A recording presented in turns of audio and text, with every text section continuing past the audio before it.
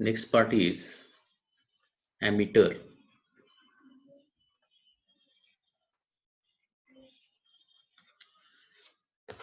So what is an ammeter? It is an electrical device which can measure any amount of current. Okay, it can measure small amount of current as well as large amount of current. ठीक आहे. Galvanometer is also current measuring device. Galvanometer जे आहे ते देखील current मेजरमेंटचं device आहे. But problem is that galvanometer can measure only very small amount of current. Galvanometer जे आहे ते फक्त आणि फक्त very very small amount of current measure करू शकतं. स्मॉल अमाऊंट ऑफ करंट म्हणजे किती? मायक्रो एम्पियर किंवा जास्तीत जास्त मिली एम्पियर पर्यंत. त्याच्यापेक्षा जास्त करंट त्याला अप्लाय केला 1 एम्पियर 2 एम्पियर वगैरे हा करंट जर अप्लाय केला तर काय होतं? It gets burned, it gets damaged and therefore one more device is required to measure the large amount of current, and that instrument is ammeter. Now this ammeter is basically the modification of the galvanometer. Okay, ammeter is nothing but it is modification of galvanometer.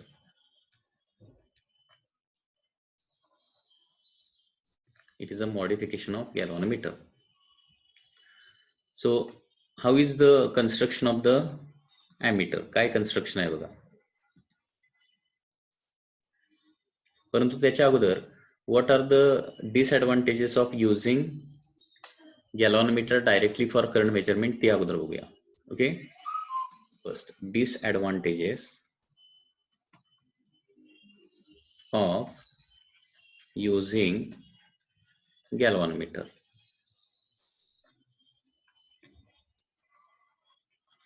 For current measurement.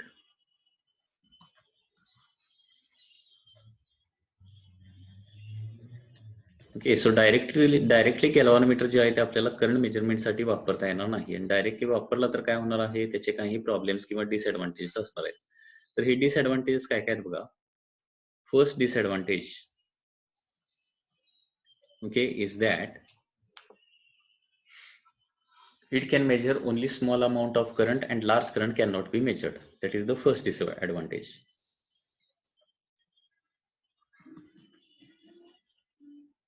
It cannot measure large current. Second disadvantage, galvanometer has a long current carrying coil. Okay, a very long copper wire which is in current carrying coil. Okay, galvanometer मध्ये coil हा एक महत्वाचा element आहे, ते आपण बघितलेलं आहे. आणि त्याच्यामध्ये काय असते? एक लॉंग कॉपर वायर असते and therefore it has a very large resistance. Okay, आता जनरली काय करतो आपण? ॲमीटर किंवा गॅल्व्हॅनोमीटर करंट मेजरमेंट करायचं असेल तर ज्या पाथ मधला करंट मेजर करायचा आहे त्या पाथ मध्ये त्याला लावायला पाहिजे. लक्षात येत आहे मी काय सांगतोय? ज्या पाथ मधला करंट मेजर करायचा आहे त्या पाथ मध्ये तो गॅल्व्हॅनोमीटर किंवा ॲमीटर लावायला पाहिजे.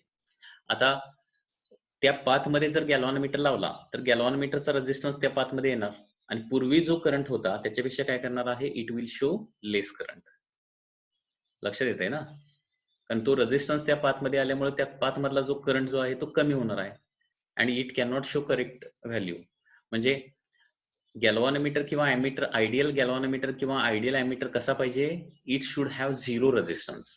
परंतु ते गॅल्व्हॅनोमीटरच्या बाबतीत पॉसिबल नाहीये, कारण तिथं करंट कॅरिंग कॉईल म्हणजे लॉंग कॉपर वायर असणार. लॉंग कॉपर वायर म्हणजे काय असणार आहे? There will be some resistance and therefore there is a possibility of error measurement. Okay, so galvanometer has high resistance for the current measurement. म्हणजे ज्या पाथमध्ये तो गॅल्व्हॅनोमीटर आपण लावणार त्या पाथ मधला रेझिस्टन्स वाढणार आणि त्या पाथ मधला करंट ऑटोमॅटिकली कमी होणार. So correct reading of current जे आहे ते आपल्याला कधी मिळणार नाही.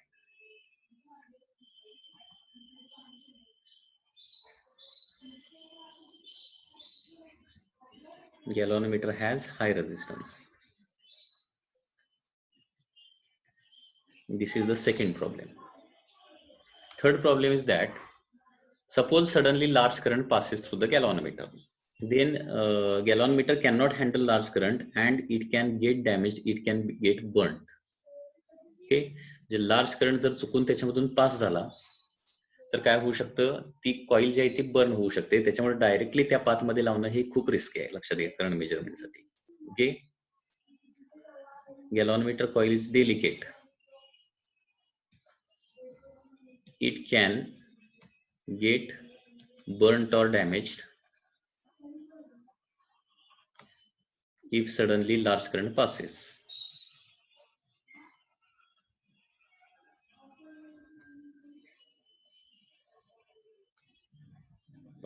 Through it. आता हे सगळे जे प्रॉब्लेम आहेत ते इलिमिनेट करण्यासाठी काय करावं लागेल? आता इथे एक महत्वाची टर्म आहे आयजी. म्हणजे काय? आयजी नावाचे एक टर्म तुम्हाला इथं कंटिन्युअसली बघायला मिळणार. आयजी म्हणजे काय? तर current for full scale deflection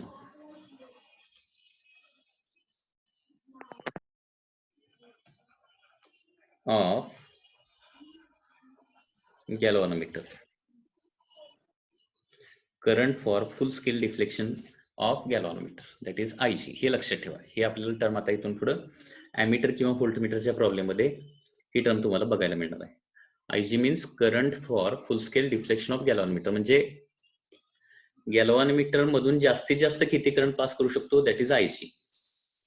किंवा पूर्ण डिफ्लेक्शन होण्यासाठी, म्हणजे पॉइंटर जो आहे पूर्णपणे स्केलवर डिफ्लेक्ट होण्यासाठी करंट किती पास करतो, त्याला आयजी म्हणायचं.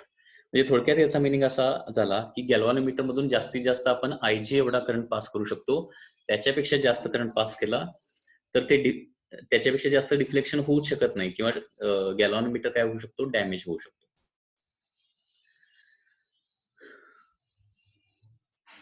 तर डायग्राम ऑफ ॲमीटर कशी येणार बघा.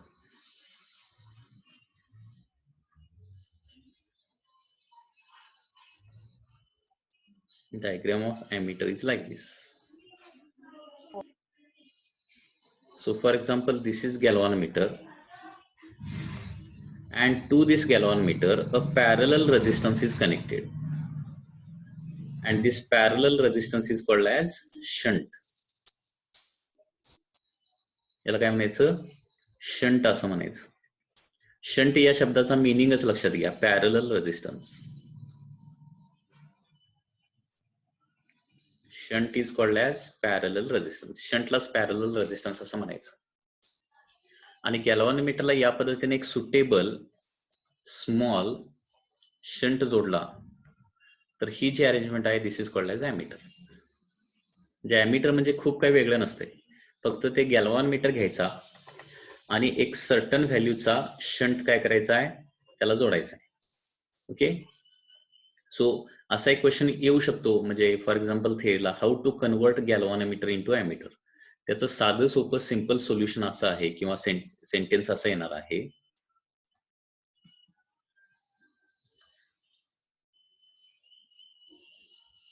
a galvanometer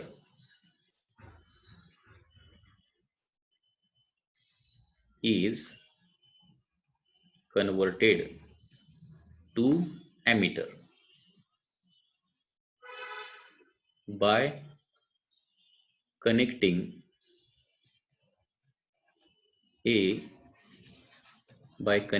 a suitable small shunt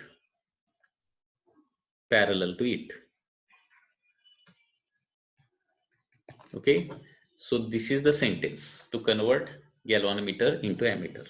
तर गॅल्व्हॅनोमीटरचं ॲमीटर मध्ये कन्व्हर्जन करण्यासाठी काय करायचं, एक स्मॉल व्हॅल्यूचा, स्मॉल म्हणजे गॅल्व्हॅनोमीटरचा जो काय रेजिस्टन्स असणार आहे त्याच्यापेक्षा स्मॉल व्हॅल्यूचा रेजिस्टन्स काय करायचा आहे, पॅरल मध्ये जोडायचा आहे. आता हे असं केल्यानंतर हे सगळे प्रॉब्लेम जे आहेत ते इलिमिनेट होतात. काय इलिमिनेट होतात, आता बघा, ज्या पाथ मधला करंट मेजर करायचा आहे त्या पाथ मध्ये हे कॉम्बिनेशन आपण जोडायचं, म्हणजे ॲमीटर जोडायचा. आता बघा, पहिली गोष्ट म्हणजे येणारा करंट आय असेल तर गॅल्व्हॅनोमीटर मधून किती जाणार आहे, फक्त आयजी जाणार. बाकीचा सगळा करंट कुठून जाणार आहे, शंट मधूनच पास होणार आहे. म्हणजे कितीही करंट पाठीमागून येत असला तरी मॅक्सिमम करंट कुठून जाणार आहे, शंट मधून. लक्षात येत आहे. आणि गॅल्व्हॅनोमीटर मधून फक्त त्याची कॅपॅसिटी जेवढी आहे तेवढाच करंट पास करायचा, त्याच्यानुसार काय करायचं, शंटची व्हॅल्यू ऍडजस्ट करायची. So we can measure large amount of current. आता तुमच्या डोक्यात हा क्वेश्चन येऊ शकतो की गॅल्व्हॅनोमीटर मधून अगदी थोडासाच करंट निघालाय, मग सगळा करंट कसा काय ते दाखवणार. तर त्याच्यासाठी कॅलिब्रेशन, स्केलचं कॅलिब्रेशन करायचं. म्हणजे गॅल्व्हॅनोमीटरची ओरिजिनल स्केल जी आहे ती काढून टाकायची, तिथं नवीन एक स्केल लावायची, इकडून 1 एम्पियर करंट अप्लाय करायचा. फॉर एक्झाम्पल 1 एम्पियर करंट लावला सपोज, ठीक आहे.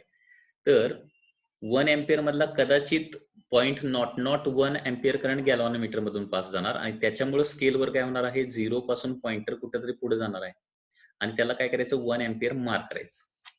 म्हणजे स्केलवर फक्त मार्किंग करायचं 1 एम्पियर म्हणून. ऍक्च्युअली तेवढा करंट गॅल्व्हॅनोमीटर मधून पास होत नसणार आहे, शंट मधूनच बाकीचा सगळा करंट पास होणार. मग आता for example 2 ampere current apply करायचा एक्झॅक्टली. 2 एम्पियर करंट अप्लाय केल्यानंतर गॅल्व्हॅनोमीटर काहीतरी डिफ्लेक्शन दाखवणार, त्याला काय करायचं, 2 एम्पियर मार्क करायचं. सो या पद्धतीनं कॅलिब्रेशन करायचं. This process is called as calibration. लक्षात आलं मी काय सांगतोय? म्हणजे इथं ऍडव्हान्टेज काय होणार आहे, पहिली गोष्ट आपण लार्ज करंट पण मेजर करू शकतो आणि दुसरी गोष्ट म्हणजे गॅल्व्हॅनोमीटर मधून व्हेरी स्मॉल करंट चालू करायचा, जेणेकरून गॅल्व्हॅनोमीटरला कुठलाही डॅमेज होणार नाही. So in this way first problem is solved. We can measure any large amount of current. जेव्हा आपल्याला लार्ज करंट मेजर करायचा असेल तर शंटची व्हॅल्यू कमी कमी कमी कमी करत जायचं, जेणेकरून काय होईल, मॅक्सिमम करंट सगळा काय होईल, शंट मधूनच पास होईल. त्याच्यानंतर बघा, आता गॅल्व्हॅनोमीटरचा रेझिस्टन्स कॅपिटल जी असेल आणि शंटचा रेझिस्टन्स एस असेल. पॅरल कॉम्बिनेशनचं फीचर काय आहे सांगा? पॅरलल कॉम्बिनेशनचा इक्विव्हॅलंट रेझिस्टन्स काय असतो, स्मॉलर दॅन स्मॉलेस्ट व्हॅल्यू असतो. हे माहिती असेल तुम्हाला. मी काय सांगतोय लक्षात येते का? म्हणजे सपोज एक रेझिस्टन्स 1000 ओहम आहे आणि दुसरा रेझिस्टन्स 1 ओहम आहे. If this two are connected parallel, equivalent किती येणार, ग्रेटर दॅन 1000 का बिटवीन 1 अँड 1000 की लेस दॅन 1 येणार? सांगा रे जरा.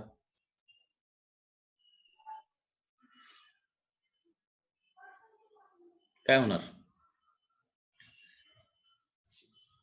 लेस दॅन 1. हा, तर ते पॅरल कॉम्बिनेशनचं वैशिष्ट्य आहे. म्हणजे गॅल्व्हॅनोमीटर रेझिस्टन्स भलेही कितीही असू दे, आपण शंट जर स्मॉल व्हॅल्यूचा यूज केला तर इक्विव्हॅलंट त्याच्यापेक्षा स्मॉल येणार आहे अँड देअरफॉर या पाथ मधला रेझिस्टन्स खूप कमी होणार आहे अँड देअरफॉर काय होणार आहे, फ्लो होणाऱ्या करंटला जास्त फरक पडणार नाहीये and we can measure more correctly value. So this problem is solved and third problem is already solved. कारण का, most of the current passes through the shunt and therefore there is no possibility of damage to the galvanometer. So such an arrangement is called as ammeter. Ammeter म्हणजे काय असतं लक्षात आलं का बघा.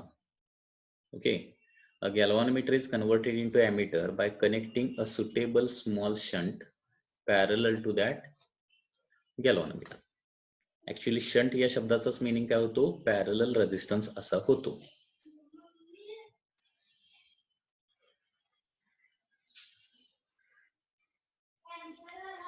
आता किती एक्झॅक्टली किती व्हॅल्यूचा शंट जोडायचा ते आपण जरा बघूया. त्याचं कॅल्क्युलेशनचा पार्ट काय येणार आहे.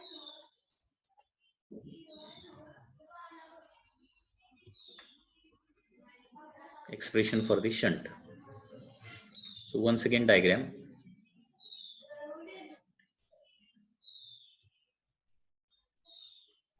So this is a galvanometer having resistance capital G.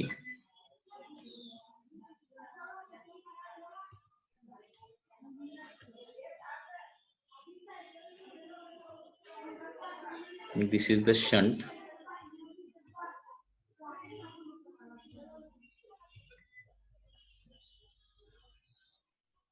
Suppose I is the current to be measured. Maximum current which can pass through the galvanometer is Ig. ठीक आहे. So remaining current will pass through the shunt, that is I minus Ig. लक्षात येते का?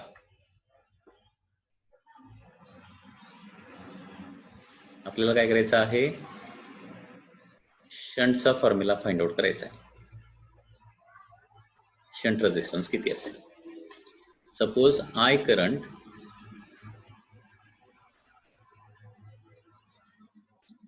is to be measured. So I is the current to be measured. किती current measure करायचं आहे त्याच्यावरून शंटची value decide होते.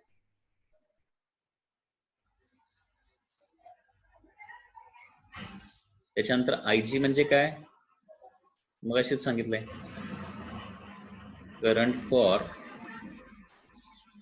फुल scale deflection.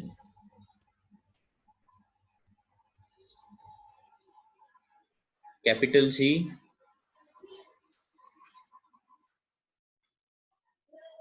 galvanometer resistance and S is shunt resistance. ठीक आहे. आता डायग्राम मधून तुम्हाला लक्षात येत असेल, टोटल करंट I आहे, गॅल्व्हॅनोमीटर मधून IG पास होणार आहे, शंट मधून I मायनस IG पास होणार आहे. आता due to this parallel combination, potential difference of the galvanometer should be equal to potential difference of the shunt असलं पाहिजे, due to parallel combination. Potential difference of galvanometer should be potential difference of the shunt. Potential difference of galvanometer काय येणार बघा, हे बघा, potential difference म्हणजे current into resistance. Okay, current into resistance म्हणजे IG into G येणार, आणि potential difference of shunt म्हणजे काय येणार आहे, I मायनस IG, कारण त्याच्यामधला करंट आहे I minus IG into resistance is shunt. So directly we get formula for shunt is IG upon I minus IG into capital G.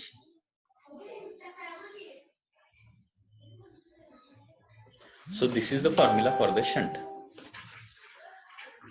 So गॅल्व्हॅनोमीटरचा ammeter मध्ये जर कन्व्हर्जन करायचं असेल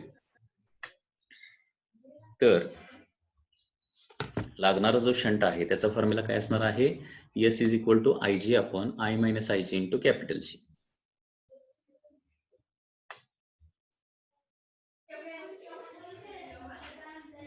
लक्षात आला फॉर्म्युला हा. ओके, शंट साठी एक शॉर्टकट फॉर्म्युला कसा येणार बघा,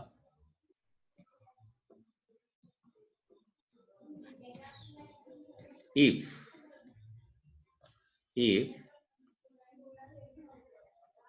I is equal to N times IG असेल, म्हणजे सध्या गॅल्व्हॅनोमीटर किती करंट मेजर करू शकतो IG, आणि आपल्याला आता करंट किती मेजर करायचा आहे I, म्हणजे N टाइम्स काय करायचं आहे, तुम्हाला त्याची कॅपॅसिटी वाढवायची.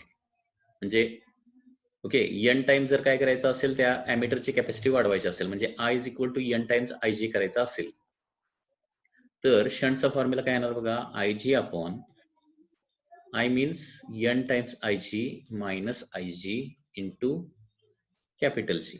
So IG get cancel, and we can get a shortcut formula for the shunt, that is 1 upon N minus 1 or G upon N minus 1. This is one more or shortcut formula for the shunt, G upon N minus 1.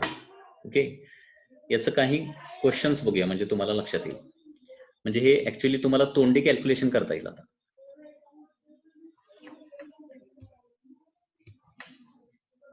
ठीक आहे, suppose असं तुम्हाला सांगितलं की current for full scale deflection is 20 milli ampere, म्हणजे जास्तीत जास्त गॅल्व्हॅनोमीटर किती करंट मेजर करू शकतो, 20 milli ampere, and I want to measure the current of 1 ampere. Galvanometer resistance is 50 ohm. तर शंट कितीचा लागेल असा क्वेश्चन आहे, शंट कितीचा लागेल. गॅल्व्हॅनोमीटर जास्तीत जास्त किती करंट मेजर करू शकतो, 20 मिली एम्पियर. करंट किती मेजर करायचा आहे, 1 एम्पियर. गॅल्व्हॅनोमीटर रेझिस्टन्स 50, तर शंट कितीचा लागेल. आता ही N ची व्हॅल्यू काढूया ना बेस्ट वे. N म्हणजे काय, I बाय IG, म्हणजे किती पटीनं करंट मेजरमेंट वाढवायचे, I by IG. I is 1 divided by IG is 20 into 10⁻³ that is 1000 divided by 3, 1000 divided by 20. Okay, so 50 times वाढवायचे आहे ना range is to be increased by 50 times. So shunt is given by formula G upon N minus 1. So G is 50 ohm divided by 50 minus 1, 49.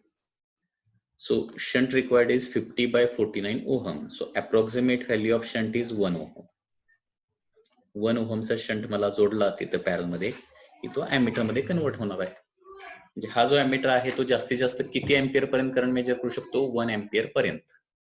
म्हणजे 1 एम्पियरचा current लावला की ते फुल scale deflection दाखवणार, आणि 1 ampere पेक्षा कमी लावला तर जे 0.5 एम्पियर लावला तर हाफ रिफ्लेक्शन दाखवणार अँड सो ऑन. म्हणजे हा जो एमिटर आहे 1 ओहमचा शंट लावला आणि आपण एमिटर तयार केला तर हा जो एमिटर आहे तो 1 एम्पियर पर्यंत करंट मेजर करू शकतो.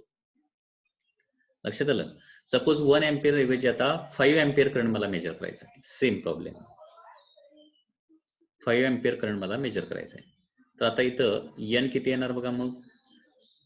To measure I is equal to 5 ampere current मला मेजर करायचं आहे maximum up to 5 ampere measure करायचं आहे. तर एन ची व्हॅल्यू काढा. That is I by I ची ना. 5 divided by 20 into 10 raised to minus 3. So n is equal to 5000 divided by 20. 0 0 cancel, 250. So required shunt is 50 divided by 249. 250 minus 1, 249. So approximately 0.2 ohmचा resistance आपल्याला जोडावा लागला. 0.2 ohmचा shunt आपल्याला पॅरल मध्ये जोडला तर this ammeter can measure current up to 5 ampere.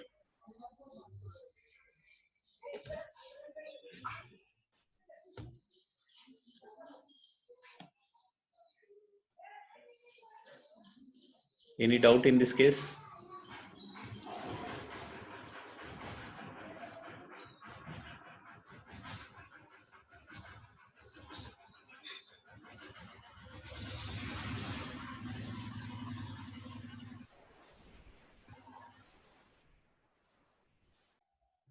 हा, तर आपण बघितलं आता फॉर्म्युला की रिक्वायर्ड शंटचा फॉर्म्युला आहे IG upon I minus IG into capital G और सेकंड शॉर्टकट फॉर्म्युला आहे G अपॉन N मायनस 1.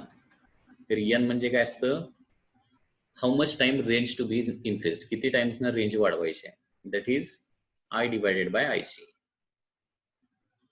म्हणजे डायरेक्टली गॅल्व्हॅनोमीटर वापरला तर IG करंट मेजर करू शकतो आणि आता आपण I करंट मेजर करायचा आहे म्हणजे किती टाइम्स ना रेंज वाढवायची आहे. ठीक आहे.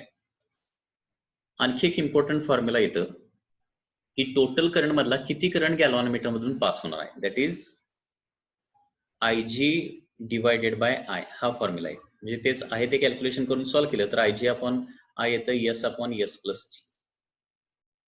ओके, हा एक फॉर्म्युला लक्षात ठेवा. याला काय म्हणू शकतो, फ्रॅक्शन ऑफ करंट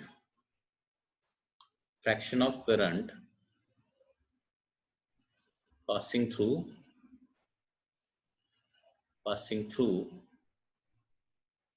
गॅल्व्हॅनोमीटर. म्हणजे टोटल करंट मधला किती करंट गॅल्व्हॅनोमीटर मधून पास होणार, that is called as IG by I is equal to S upon S plus G. म्हणजे for example suppose shunt is of 2 ohm and galvanometer resistance is of 60 ohm. Okay, or 68 ohm. So what fraction of current, how much fraction of current passing through the galvanometer? Okay, so we can calculate like this. IG upon I is equal to S, that is 2 upon S plus G, that is 70, that is 1 by 35. So 1 by 35, that is this fraction, जे total करंटचे 35 part केले तर त्याच्यामधला 1 part जो आहे तो गॅल्व्हॅनोमीटर मधून pass होणार आणि बाकीचे 34 पार्ट जे आहेत ते कुठून पास होणार आहेत, शंट मधून पास होणार आहे. किंवा percentage current passing through the galvanometer म्हटलं तर काय करावं लागेल, फक्त याला 100 न मल्टिप्लाय करावं लागेल. 1 by 35 into 100. सो हे किती येणार आहे साधारणपणे 2.9% येणार आहे, अप्रॉक्सिमेटली 2.99% वगैरे. ओके, सो 100% मधला 3% अप्रॉक्सिमेटली 3% करंट जो आहे तो काय होणार आहे, गॅल्व्हॅनोमीटर मधून पास होणार. बाकीचा सगळा काय होणार आहे, शंट मधून पास होणार. ठीक आहे. नेक्स्ट व्होल्टमीटरचा पार्ट स्टडी करायचा आहे. त्याच्यासाठी सगळ्यांनी तुम्ही रिजॉईन करा आता. ठीक आहे.